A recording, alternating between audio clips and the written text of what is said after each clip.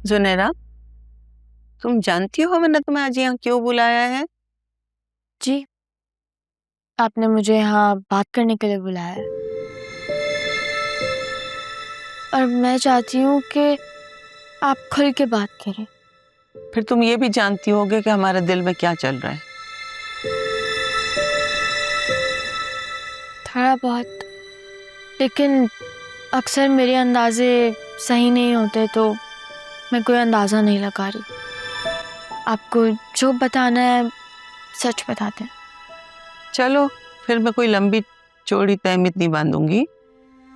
हमें दुख इस बात का नहीं कि तुम्हारा कोई माजी था। जिंदगी में सबके हिस्से में कुछ ना कुछ आता है। बस हमें ये बात चुभ रही है कि हमसे सच छुपाया गया और बहुत बदसूरती से छुपाया गया। अनीता आंटी, आप सही कह रही हैं, लेकिन मैं शुरू से सब सच क्लियर कर देना चाहती थी, लेकिन इमोशनल ब्लैकमेलिंग के हाथों हार गई। मैं अपनी कमजोरी मानती हूँ, काफी शर्मिंदा हूँ। तो क्या गलती कबूल करने से सब ठीक हो जाता है? मैंने तो ऐसा नहीं कहा। कम से कम माफी मांग के अपनी गलती का इजहार तो कर लेता है कि आइंदा के बाद ये सब नहीं होगा, और जो डैमेज हो गया है उसका पूरा मदावा करने की कोशिश करेगा। इम्प्रेसिव।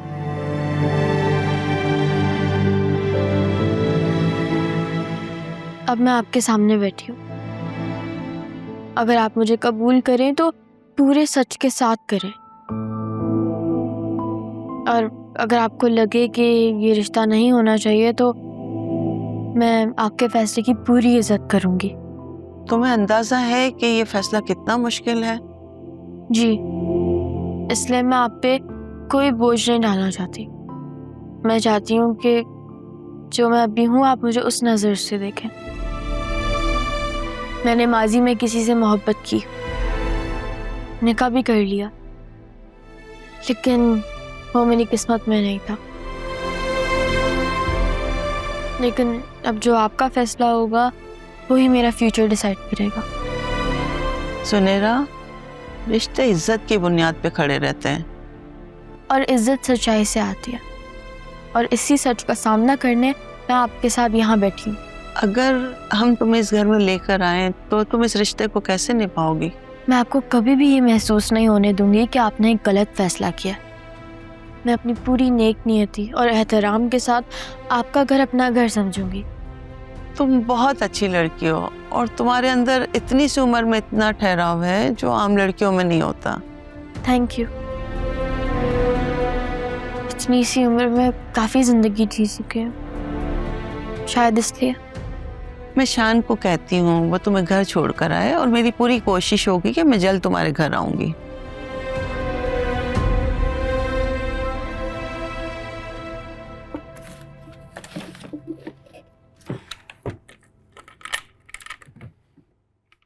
ज्वेलरी बॉक्स कहाँ चला गया?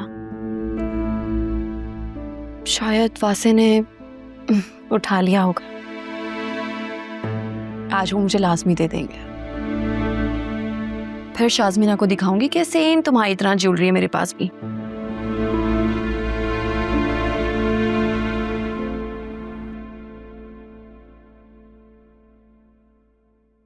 वाह भाई, आज तो काफी एहतमाम किया हुआ। किसी मेहमान वगैरह ने आना था क्या? हाँ, तुम हो खास मेहमान आज के। तुम्हारी बेगम ने तुम्हारे लिए सारे लवाजमात तैयार किए हैं। तो क्या हम नहीं खा सकते खाना? नहीं नहीं, तुम भी खा सकते हो, क्यों नहीं खा सकते?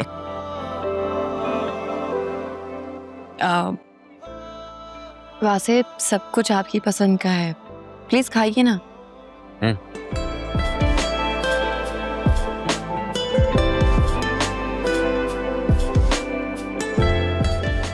कैसा लगा? काफी अच्छा है, टेस्टी। अच्छा है भाभी, बहुत अच्छा है, बहुत जबरदस्त मजे का खाना बनाया है। इतने दिनों बाद इतना अच्छा खाना खाया, कसम से मजा आ गया। हाँ भाई,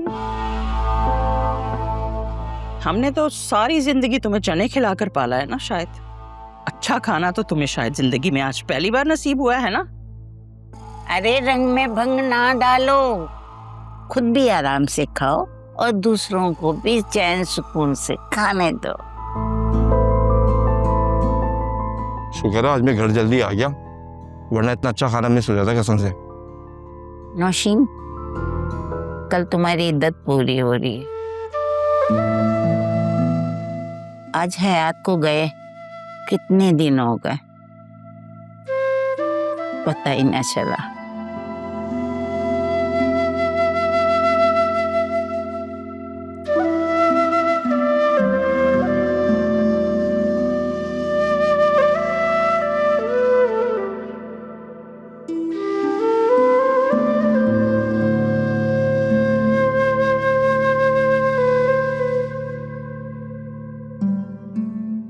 क्या दादी, अब आपने रंग में भंग डाल दिया। मुझे थोड़ी पता था वो एकदम उदास हो जाएगी। खैर, तुम लोग खाना खाओ, मैं उसको देख कर आती हूँ।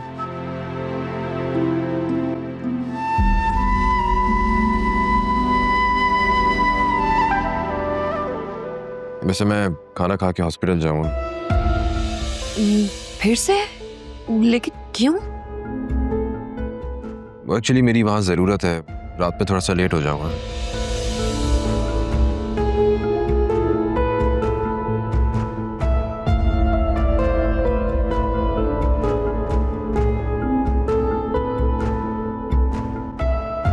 मुझे मालूम नहीं था मेरी बात तुमको इतनी बुरी लग जाएगी। नहीं अम्मा, ऐसी कोई बात नहीं है, मुझे कोई बात बुरी नहीं लगी। बस एकदम से हयात याद आ गए और छोड़कर चले गए वो मुझे। अब बस यादें ही रह गई हैं उनकी।